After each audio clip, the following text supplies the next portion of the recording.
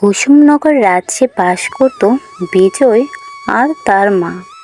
তারা ছিল খুবই গরিব। বিজয়ের মা লোকের বাড়িতে কাজ করে যা টাকা পেত তা দিয়েই তাদের সংসার চলতো। বিজয় তেমন একটা কাজ কাম করতো না। বাবা বিজয়, একটু কাজে গেলেও তো পারিস, এভাবে আর কতদিন চলবে বল? দিন এনে দিন খাওয়া আর তো ভালো লাগে না। তুই তো এখন বড় হয়েছিস, মায়ের কষ্টটা কি একটু বুঝবি না?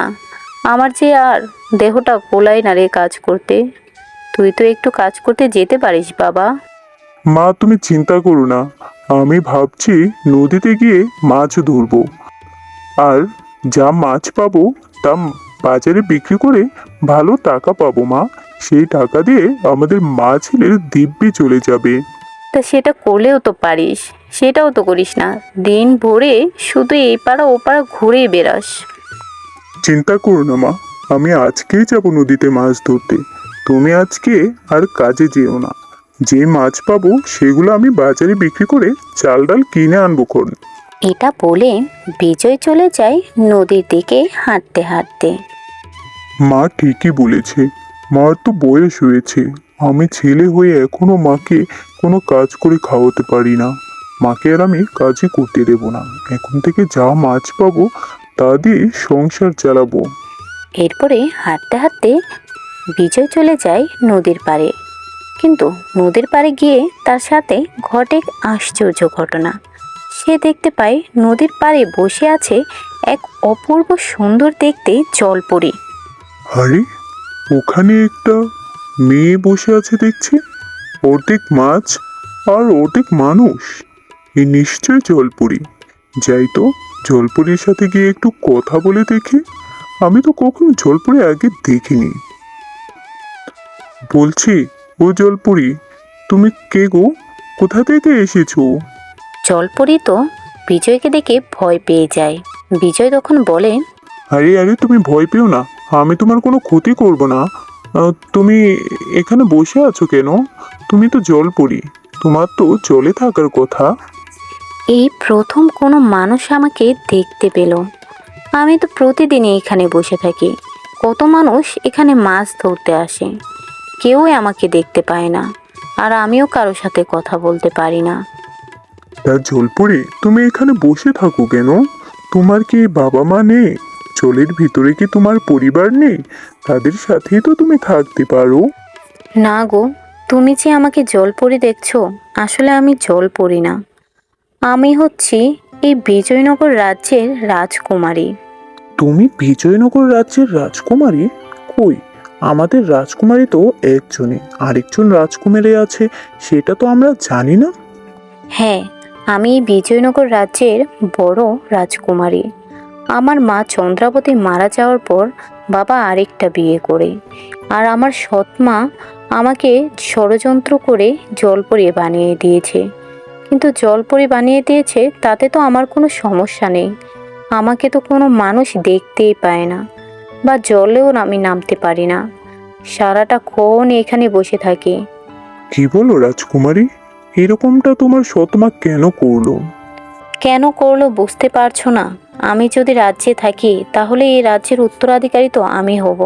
কিন্তু আমার সৎ মা সেটা চায় না। এজন্য সে জাদুটোনা করে আমাকে জলপরিয়ে বানিয়ে দিয়েছে। তা তোমাকে জলপরি বানিয়ে দিয়েছে? শুনেছি জলপরীদের নাকি অনেক গুণ থাকে, তোমার মাঝে কি সেই গুণগুলো নেই?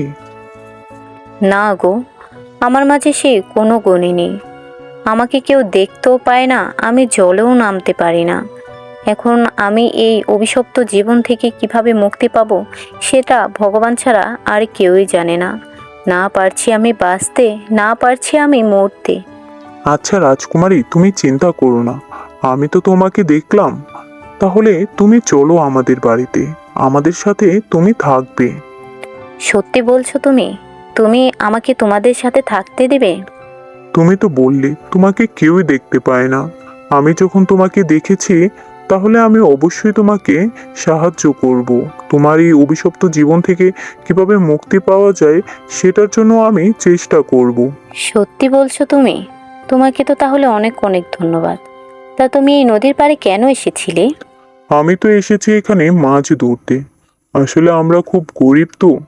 আমার মা লোকের বাড়িতে কাজ করে, বুড়ো হয়ে গিয়েছে, শরীরে তেমন জোর নেই, কাজও করতে পারে না। তাই আমি ভাবলাম কিছু মাছ ধরে গিয়ে যদি বাজারে বিক্রি করতে পারি তাহলে তো কিছু টাকা পাবো, সেগুলো দিয়ে মা ছেলে দুটো ডাল ভাত খেতেই পারবো। তাই বুঝি তুমি মাছ ধরতে এসেছো? তা আমার কোনো গুণ নেই, কিন্তু একটি গুণ আছে, সেটাতেই আমি তোমার সাহায্য করতে পারি। কি বলো? তোমার কি গুণ আছে গো? আমাকে তো কোনো মানুষই দেখতে পায় না, তবে মাছেরা আমার কথা শোনে। আমি বরং তোমাকে এক ঝুড়ি মাছ দিয়ে দিচ্ছি এখান থেকে, তুমি সেগুলো বাজারে বিক্রি করো। আচ্ছা ঠিক আছে ঠিক আছে, সে না হয় করলাম। তা তুমি চলো আমাদের বাড়িতে। আচ্ছা ঠিক আছে, তাহলে চলো, তুমি আমাকে তোমাদের বাড়িতে নিয়ে যাও। কিন্তু তখনই ঘটে এক আশ্চর্য ঘটনা। যখনই বিজয় জলপরীকে স্পর্শ করে, তখনই জলপরী হয়ে যায় জলপরী থেকে এক অপূর্ব সুন্দরী রাজকুমারী। ও মা, তোমার তোমার স্পর্শ পেয়ে দেখো আমি আবার আবার মানুষে পরিণত হয়েছি। তুমি তো আমাকে এই অভিশপ্ত জীবন থেকে মুক্ত করলে। তোমাকে অনেক অনেক ধন্যবাদ বিজয়। হুমা, তাই তো দেখছি। আমি স্পর্শ করতে কিনা তুমি মানুষে রূপান্তর হয়ে গেলে। তাহলে চলো চলো রাজকন্যা, আমি তোমাকে তোমার রাজ্যে নিয়ে যাই। সেখানে গিয়ে তুমি তোমার বাবাকে সবকিছু বলবে। তারপর তোমার বাবা তোমার সৎমাকে একটা উপযুক্ত শাস্তি দিবে। হ্যাঁ হ্যাঁ বিজয়, তুমি ঠিক বলেছ। তাহলে চলো তুমি আমার সাথে। এরপরে বিজয় আর রাজকুমারী যায় রাজপ্রাসাদে। আর রাজকুমারী তার বাবাকে সব কিছু খুলে বলে।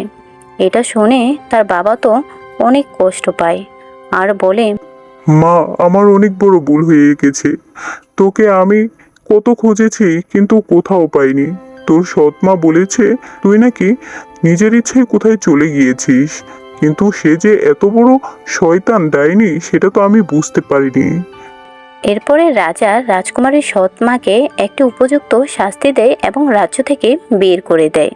আর বিজয়ের সাথে রাজকুমারীর মহা ধুমধাম করে বিয়ে দিয়ে দেয়।